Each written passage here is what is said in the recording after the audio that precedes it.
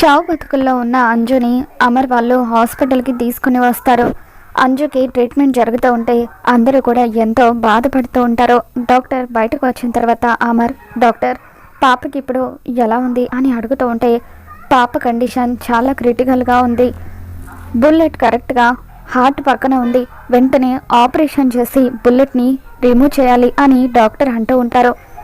కానీ ఆపరేషన్ చేయడానికి బ్లడ్ కావాలి, పాపది చాలా రేర్ బ్లడ్ గ్రూప్ అని చెప్పి డాక్టర్ అంటూ ఉంటే అప్పుడు అమర్, ఆ బ్లడ్ మీ హాస్పిటల్లో లేదా డాక్టర్ అని చెప్పి అంటూ ఉంటాడు. ఇక దాంతో డాక్టర్, లేదండి పాపది ఏమి నెగిటివ్ బ్లడ్ గ్రూప్, ఆ బ్లడ్ గ్రూప్ చాలా రేర్గా ఉంటుంది, 100 మందిలో కేవలం ఒక్కరికి మాత్రమే ఆ బ్లడ్ గ్రూప్ ఉంటుంది, వెంటనే మీరు ఏబీ నెగిటివ్ బ్లడ్ గ్రూప్ని తీసుకొని రావాలి, లేకపోతే పాప బతకడం కష్టమవుతుందని చెప్పి డాక్టర్ అంటూ ఉంటారు. ఇక డాక్టర్ మాటలకు బాగి అమర్, పిల్లలు వీళ్ళందరూ కూడా ఎంతగానో ఏడుస్తూ ఉంటారు.